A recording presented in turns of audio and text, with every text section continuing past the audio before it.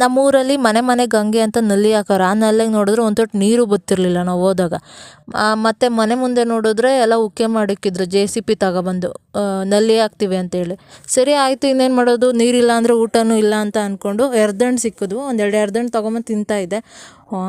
ಎರ್ದಣ್ಣು ತಿನ್ನಲ್ಲ, ತುಂಬ ದಿನ ಆಗಿತ್ತು, ಯಾವತ್ತೂ ತಿಂದಿದ್ದು ಎರ್ದಣ್ಣು. ಸರಿ ಆಯಿತು ಅಂತೇಳಿ ಮಡ್ಲಾಗೆ ಆಯ್ಕೊಬಂದು ಒಂದು ಪಾತ್ರೆಗೆ ಹಾಕೊಂಡು ತಿಂತಾಯಿದ್ದೆ. ನಾನು ಯಾವಾಗಲೂ ಚಿಕ್ಕ ವಯಸ್ಸಲ್ಲಿ ತಿಂದಿದ್ದು ಎರ್ದಣ್ಣು. ಇದನ್ನು ನಮ್ಮ ಕಡೆ ಎರ್ದಣ್ಣು ಅಂತಾರೆ, ನಿಮ್ಮ ಕಡೆ ಏನಂತಾರೆ ಕಮೆಂಟ್ ಮಾಡಿ ತಿಳಿಸಿ ನಮಗೆ.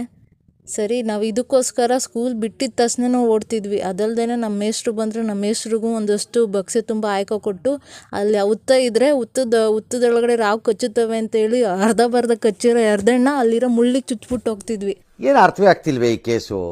ಸರಿ ಆಯಿತು, ನೀರು ಬಿಡೋವರೆಗೂ ಇನ್ನೇನು ಮಾಡೋದು ಅಂತೇಳಿ ಮನೆ ಬಾಗಿಲು ತೆಗ್ದುಬಿಟ್ಟು, ಅಮ್ಮ ನಾನು ಮೇಲಕ್ಕೆ ಹೋಗಿ ಅವಾಕ್ಸಿ ತಕ್ಕೊಂಬತ್ತೀನಿ, ನೀನು ಒಳಗೆ ಹೋಗ್ಬಿಟ್ಟು ಮನೆ ಗುಡಿಸ್ತಾ ಇರು.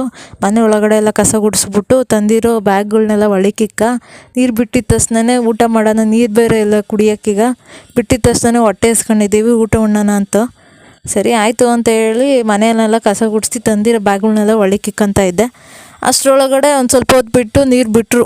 ಕೇಳಿದ್ವಿ ನಾವು, ನೀರು ಬಿಡ್ರಿ ಅಂತ ಬಿಟ್ಟಿದ್ದಾದಮೇಲೆ ಇನ್ನೇನು ಮಾಡೋದು, ಬಾಳೆ ಎಲೆ ಕಿತ್ಕೊಂಬಂದಿದ್ದೆ ನಾನು. ಊರಿಗೆ ಹೋದ್ರೆ ಯಾವಾಗಲೂ ಅಷ್ಟೇ ನಾವು ತಾಟೆಗೆ ಊಟನೇ ಮಾಡಲ್ಲ, ಬಾಳೆ ಎಲೆನೇ. ಅದೇನೋ ಒಂಥರ ಚೆನ್ನಾಗಿರುತ್ತೆ ಬಾಳೆ ಎಲೆ ತುಂಬ ಇಕ್ಕೊಂಡು ಊಟ ಮಾಡೋದು ಅಂದರೆ. ಸರಿ ಆಯಿತು ಅಂತೇಳಿ ಒಂದೆರಡು ಬಾಳೆ ಎಲೆ ಕಿತ್ಕೊಂಬಂದಿದ್ದು ನನಗೂ ನಮ್ಮಂಗೆ ಅಂತ.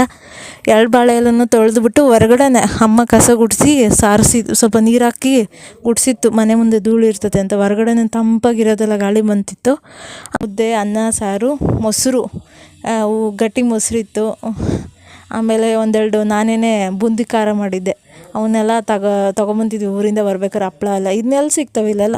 ನಾವು ಊರಿಗೆ ಹೋಗ್ಬೇಕಾರೆ ಎಲ್ಲ ಹೊಂಚ್ಕೊಂಡೇ ಹೋಗ್ಬೇಕಲ್ವ. ಅದಕ್ಕೆ ಸರಿ ಆಯಿತು ಅಂತೇಳಿ ಬಾಳೆ ಎಲೆಗೆ ಹೊಟ್ಟೆ ತುಂಬ ಊಟ ಮಾಡಿ ಮುಗಿಸಿದ್ವಿ, ನಾನು ನಮ್ಮಮ್ಮ. ಆಮೇಲೆ ಇನ್ನೇನು ಮಾಡೋದು, ನಮ್ಮ ಮನೆ ಪಕ್ಕದ ಮನೇನೂ ಕೆಂದ ಬಂದ, ನಾಯಿ. ಅವ್ನಿಗೆ ಊಟಕ್ಕೆ ಇಕ್ಬೇಕಲ್ವ. ಅವನು ಹೆದರ್ಕೊಂಡು ಓಡೋಗ್ತಿದ್ದ. ಅವ್ನು ಒಂಚೂರು ಒಂಚೂರು ಸೌಂಡ್ ಆದರೂ ಹೆದರ್ಕೊಂಡು ಓಡೋಗ್ಬಿಡ್ತಾನೆ. ಜನಗಳಿನ್ನೆಲ್ಲ ಹೊಡಿತಾರೋ ಅಂತ. ಹೊಡೆಯಲಿಲ್ಲ ಅಂದ್ರೂ ಅವನು ಹೆದರ್ಕೊಂತಾನೆ. ಸರಿ ಆಯಿತು ಅಂತೇಳಿ ಅವ್ನಿಗೂ ನಮ್ಮ ಒಂದು ತಟ್ಟೆಗೆ ಅನ್ನ, ಮುದ್ದೆ, ಸಾರು, ಮೊಸರು, ಮಜ್ಜಿಗೆ ಎಲ್ಲ ಹಾಕ್ಬಿಟ್ಟು ಕಲಿಸ್ಬಿಟ್ಟು ನಮ್ಮಮ್ಮ ಬಾಳೆ ಎಲೆಗೆ ತೊಗೊಂಡೋಗಿ ಅವನಿಗೆ ಊಟ ಇಕ್ತು. ಮಾಡಪ್ಪ ಊಟನ, ಯಾರು ಏನೂ ಮಾಡಲ್ಲ, ನಿಧಾನಕ್ಕೆ ಊಟ ಮಾಡು, ಹೆದರ್ಕೋಬೇಡ ಅಂತ ಹೇಳ್ಬಿಟ್ಟು ಇಕ್ತು. ಅವನು ಫುಲ್ ಮೀಲ್ಸ್ ಅಂತ ಹೊಟ್ಟೆ ತುಂಬ ಉಂಡ. ಮತ್ತೆ ಭೇಟಿಯಾಗೋಣ, ನಮಸ್ಕಾರ. ನಮ್ಮೂರಲ್ಲಿ ಮನೆ ಮನೆಗೆ ಗಂಗೆ ಅಂತ ನಲ್ಲಿ ಹಾಕೋರು. ಆ ನಲ್ಲಿಗೆ ನೋಡಿದ್ರೆ ಒಂದು ತೊಟ್ಟು ನೀರು ಬತ್ತಿರಲಿಲ್ಲ ನಾವು ಹೋದಾಗ. ಮತ್ತು ಮನೆ ಮುಂದೆ ನೋಡಿದ್ರೆ ಎಲ್ಲ ಉಕ್ಕೆ ಮಾಡಿಕ್ಕಿದ್ರು JCB ತಗೊಬಂದು ನಲ್ಲಿ ಹಾಕ್ತೀವಿ ಅಂತೇಳಿ. ಸರಿ ಆಯಿತು, ಇನ್ನೇನು ಮಾಡೋದು, ನೀರಿಲ್ಲ ಅಂದರೆ ಊಟನೂ ಇಲ್ಲ ಅಂತ ಅಂದ್ಕೊಂಡು ಎರ್ದಣ್ಣು